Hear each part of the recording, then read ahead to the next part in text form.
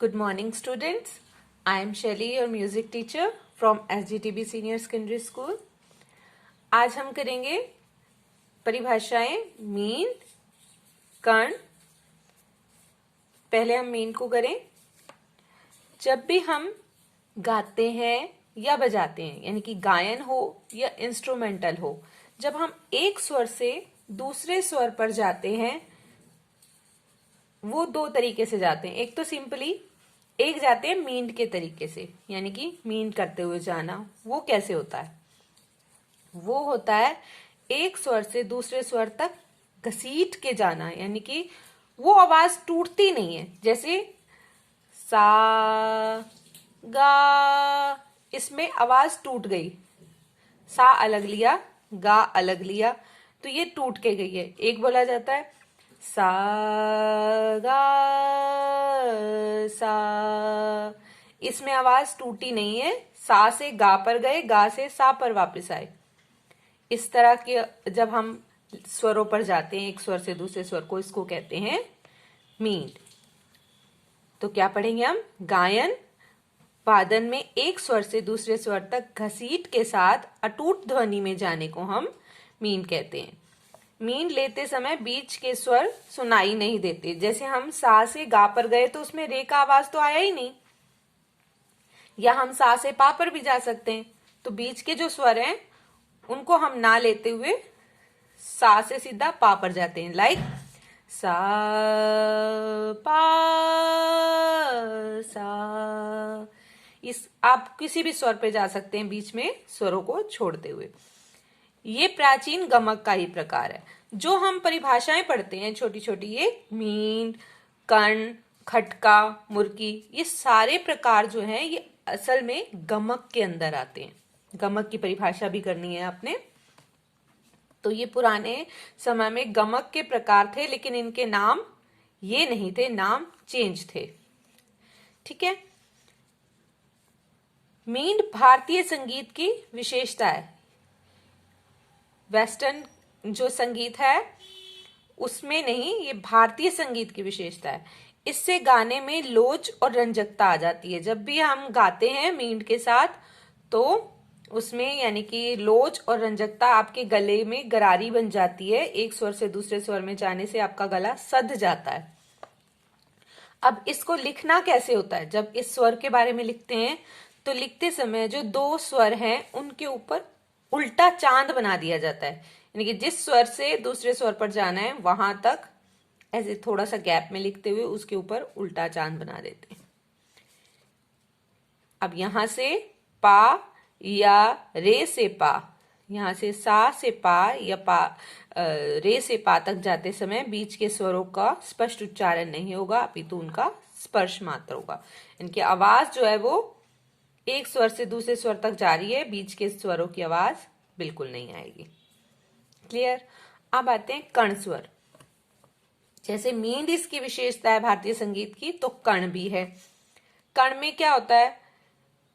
सिर्फ हम उस स्वर को टच करके आते हैं, यानी सिर्फ स्पर्श करके आते हैं, उसको पूरी तरह से नहीं गाते। स्पर्श करना यानी कि गाते हुए एक स्वर गा रहे हैं हम, तो आगे बढ़ते हुए दूसरे स्वर को सिर्फ टच करके आते हैं। जैसे सा रे मा रे सा, सिर्फ माँ को टच करके आना है, पूरी तरह से नहीं गाना है। सा रे मा रे सा, माँ को सिर्फ टच कर करके आए, तो इसको बोलते हैं कर्ण स्वर। अब इसको लिखने के लिए इन स्वरों को क्या करते हैं? अब ये होता है दो तरह का कर्ण स्वर। कर्ण के दो टाइप होते हैं, एक होता है पूर्व लगन कर्ण, एक होता है अनुलगन कर्ण। पूर्व लगन कर्ण में क्या होता है? ये स्वर के आगे लगा होता है, यानी कि स्वर जिस स्वर पर जाना है उससे पहले वाले स्वर को स्पर्श करना है। जैसे हमारे पास स्वर है पा, तो पा से पहले क्या आता है? माँ। हमने माँ स्वर को सिर्फ स्पर्श करके पा पर आना है, तो वो माँ जो है वो पा से आगे वाली साइड यानी कि बाईं तरफ लिखा जाएगा, लेफ्ट की तरफ। तो ये ऊपर लगा दिया जाता है कर्ण को लिखने का तरीका।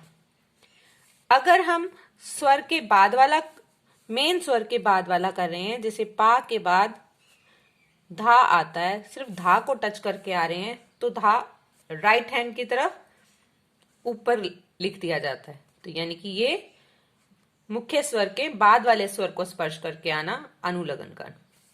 कर्ण क्या होता है? वो स्वर जिसको हम सिर्फ स्पर्श करके आते हैं। कर्ण होता है दो तरह का, पूर्व और अनुलगन कर्ण। पूर्व लगन कर्ण वो होता है जो मुख्य स्वर से पहले वाले स्वर को स्पर्श करके आए, पूर्व लगन कर्ण। और अनुलगन होता है जो मुख्य स्वर के बाद वाले स्वर को स्पर्श करके आए, वो अनुलगन कर्ण। सिंपल। अब हम कर लेते हैं गमक की परिभाषा।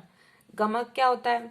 गमक होता है स्वरों को जो हम गंभीरता से गाते हैं, बिल्कुल गंभीरता से किसी स्वरों को गाते हैं और हिलाते हुए गाते हैं। सा, इस तरह से किसी भी स्वर को हिलाते हुए गाना, किस तरह से? गंभीरता से, वो गमक कहलाता है। शारंगदेव ने इसके बारे में क्या लिखा है? स्वरों के ऐसे कंपन को गमक कहते हैं जो सुनने वाले के चित्त को सुख देता है। यानी कि ऐसा कंपन जो सामने वाले जो श्रोतागण है उसको आनंद देता है या सुख देता है, उसको हम क्या कह देते हैं? गमक।